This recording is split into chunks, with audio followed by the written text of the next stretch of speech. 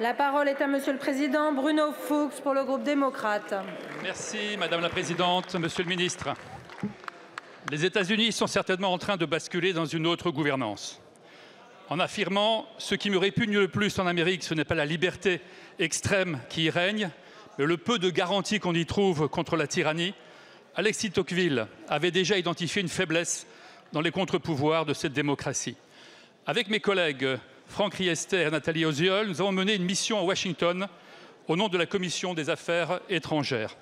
Avec une grande franchise, nos interlocuteurs proches de l'administration Trump nous ont dit nous considérer au mieux comme des concurrents, mais bien souvent comme de vrais adversaires. Tout y est fait à présent pour nous déstabiliser et nous affaiblir.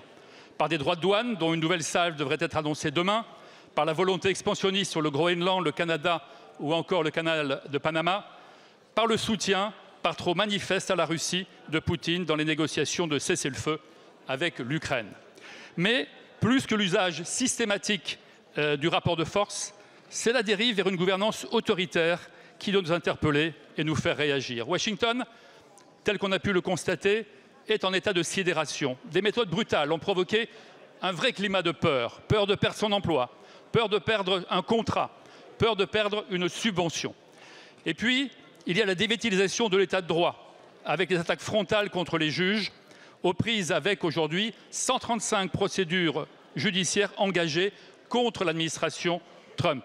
Enfin, ce sont nos valeurs et notre identité qui sont à présent menacées, notamment par le courrier reçu par plusieurs entreprises françaises leur demandant de renoncer à leur politique de diversité et d'inclusion. Il s'agit là d'une ingérence inacceptable dans notre souveraineté et une attaque directe à notre modèle républicain,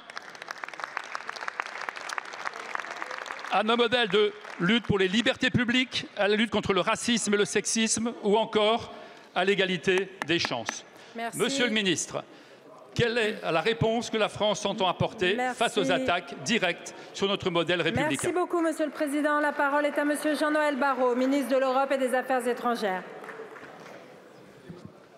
Merci Madame la Présidente, Mesdames et Messieurs les députés, Monsieur le Président Bruno Fuchs.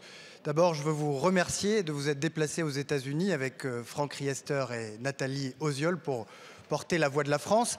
J'étais pour ma part en Chine avec des parlementaires où nous avons franchi une étape importante vers le règlement du différend qui nous oppose sur les cognacs et les armagnacs, sujet sur lequel nous sommes mobilisés avec la ministre de l'Agriculture, le ministre de l'Économie, sous l'autorité du Premier ministre. Je vous réponds sur les aspects commerciaux parce que, comme vous, je souhaite vivement que les États-Unis puissent reconsidérer, réexaminer leur décision d'appliquer demain des droits de douane sur l'ensemble de leurs partenaires. D'abord parce que ces droits de douane sont un impôt sur les classes moyennes et que les classes moyennes américaines, si ces droits de douane étaient appliqués, verraient se renchérir le prix de leur plein d'essence, le prix de leur plein de courses. En deux mots, elles s'appauvriraient. Ensuite, parce que l'économie américaine a un besoin vital de l'économie européenne. Les GAFAM réalisent 25% de leurs revenus en Europe. C'est plusieurs centaines de milliards d'euros chaque année.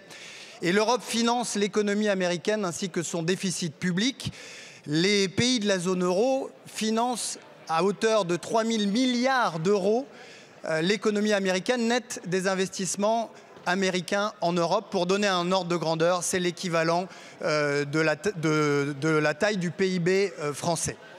Et puis enfin, parce que si les États-Unis appliquaient de tels droits de douane, la Commission européenne n'aurait d'autre choix que de répliquer et de mobiliser pour cela tous ces instruments de dissuasion et en particulier l'instrument très puissant anti-coercition qui lui permet non seulement de taxer les importations et les exportations, mais aussi de restreindre l'accès à nos marchés publics, de restreindre l'accès aux services numériques, aux services financiers, bref, des mesures extrêmement puissantes auxquelles nous n'avons pas intérêt. Et c'est pourquoi, dans nos échanges avec l'administration américaine, nous privilégierons toujours la coopération sur la confrontation.